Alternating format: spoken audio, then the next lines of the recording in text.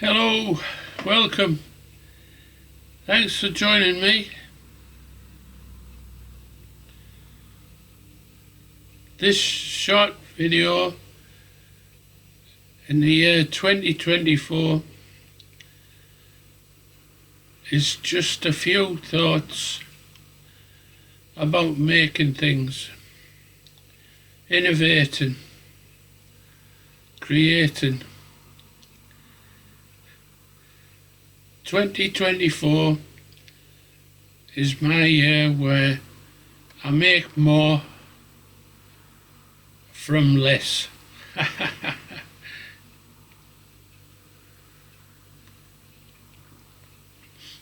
What does that mean? It means making more of what I've got and not lusting after more and more tech. Which brings me round to making things,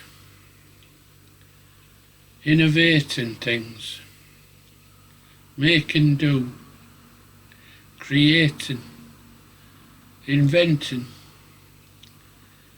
all terminology used. As a mechanical fitter, I guess I've always been making things for a living.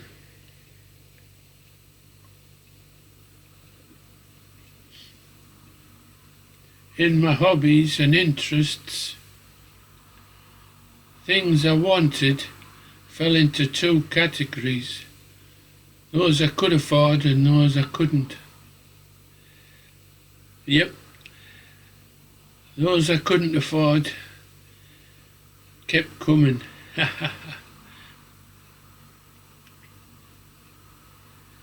I've put the brakes on. Yep, I finally found a handbrake that works.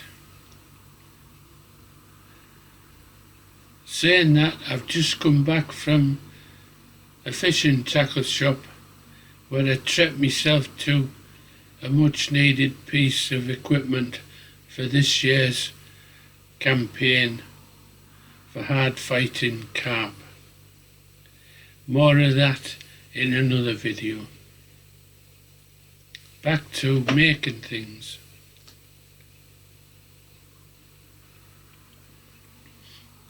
When I look back at what I've made over the years, many years, born in the 50s, apprentice mechie fitter in the mid-60s,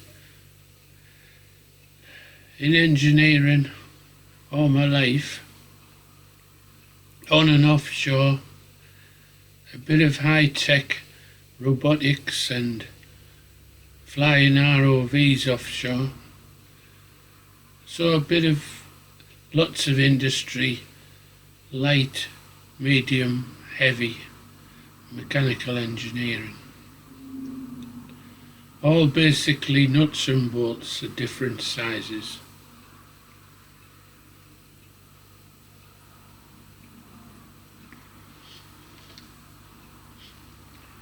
When I wanted something for a motorbike,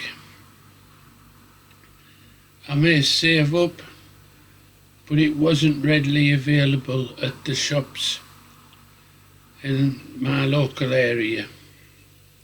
This meant I had to do without or make something similar with what I could source. And that's where I found a love of creating things from nothing. I love working with aluminium sheeting, making lots of parts for the bodywork of motorcycles. Every other interest I've had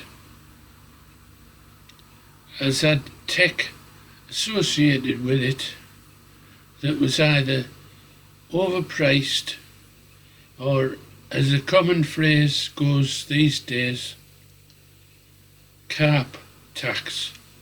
In other words, If a piece of equipment is useful, it has a value, and if it's useful for carp fishing, there's an added carp tax.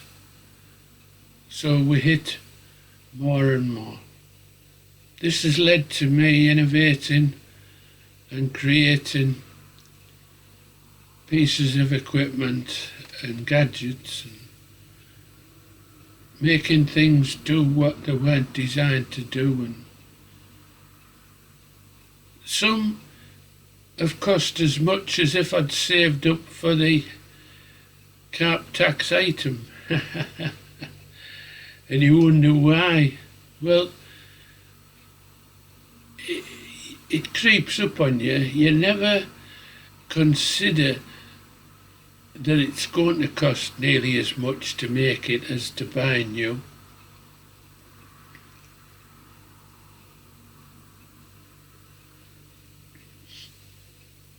But it does.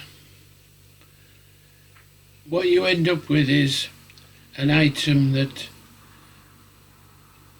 does what you want, has things on it that you can fix quickly, easily, doesn't have the source of parts that an industry might have, i.e. if they buy 100 of a certain item, then the price of it comes down. So some items are cheaper to buy as a complete item than to source individual parts. If we were to tell the younger generation that if they were to stop and consider for more than half a second, or should I say millisecond, enough time to scroll through 20 Facebook posts or Instagram pics. If they were to take the time, they may or may not believe us. They must always think that they can't do it or it's not possible. But it is possible and you can do it. There's a sense of mentality, it's called a can-do, and that means you'll have a go. It may lead you to learn new skills. Certainly you'll have to make things outside of your comfort zone. Let's take for example a real world project. I've always liked photography and camera sliders. What's a camera slider? Imagine mounting a camera on an XY coordinate and being able to move it from X to Y smoothly, quietly, calmly, and produce quality video.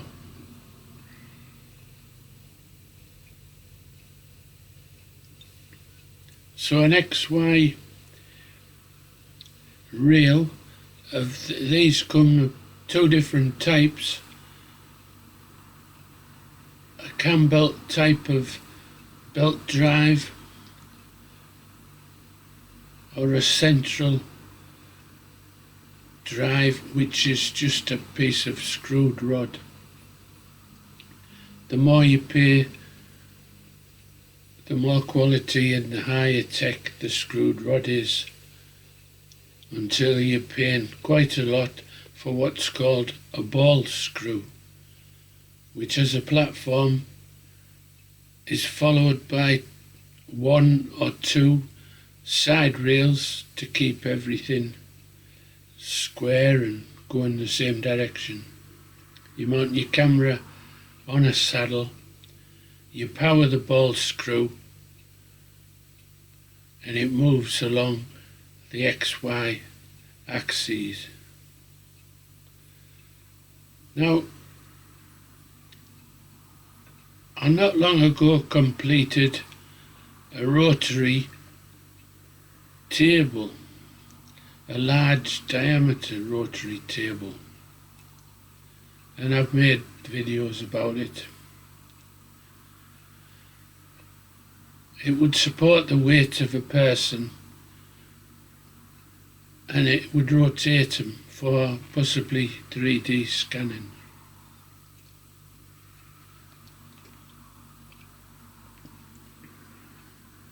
I've also built a CNC machine powered by an Arduino and stepper motors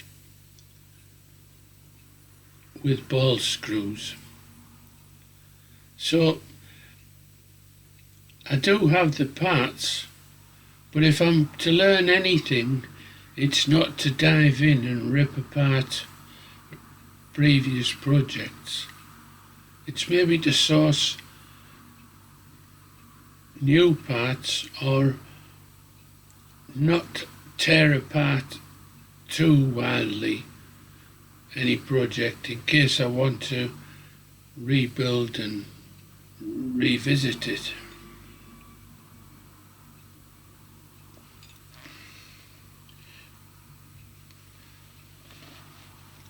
The latest tabletop gadget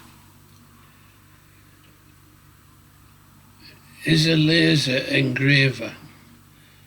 It can cut wood or plastic or engrave on metal or glass, and it moves in the X and Y axes via a free program.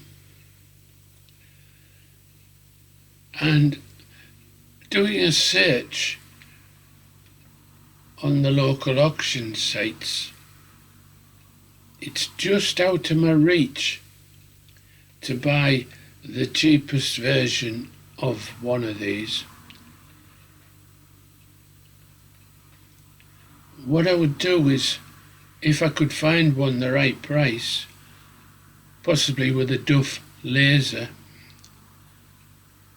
then I would use it to build a cut down version of the X axis.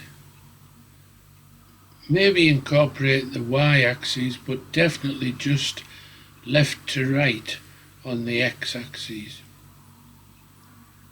So I could move a camera mounted to the head where the laser etcher is.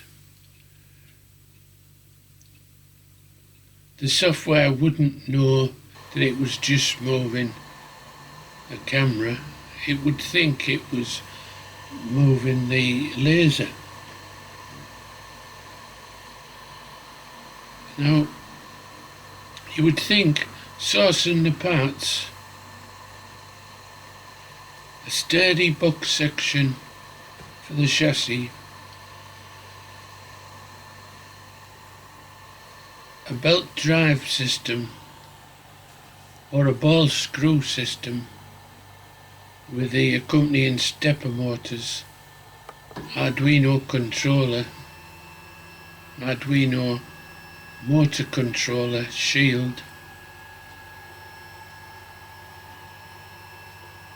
would be reasonably priced, but it's all just out of reach at the moment that I don't feel happy about sourcing things at that value.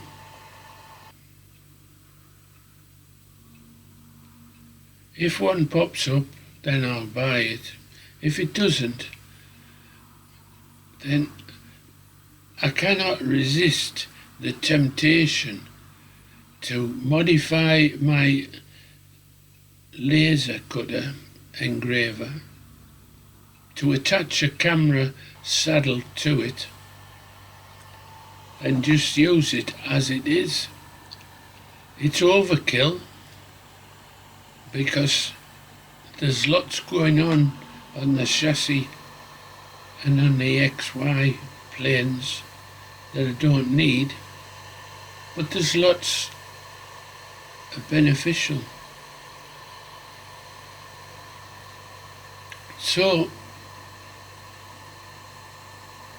I'll put up a picture of the laser and we'll start to visualize what could be utilized from this existing setup.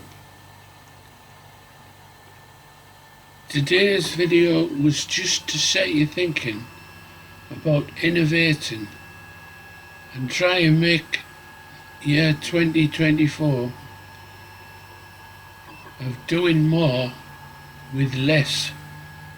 So if you already own some equipment,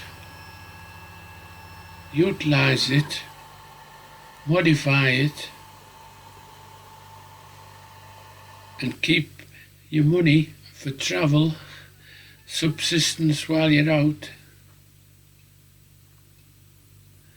and whatever fees are accrued doing your chosen hobby. Thanks for joining me during this post-op cataract period where my right eye is great, having recovered from the cataract operation, and my left eye is just about useless while I'm waiting for the second operation. So this is me filling my time. Thanks for joining me. Thanks for listening to my diatribe. Enjoy 2024. Making more with less. Cheers.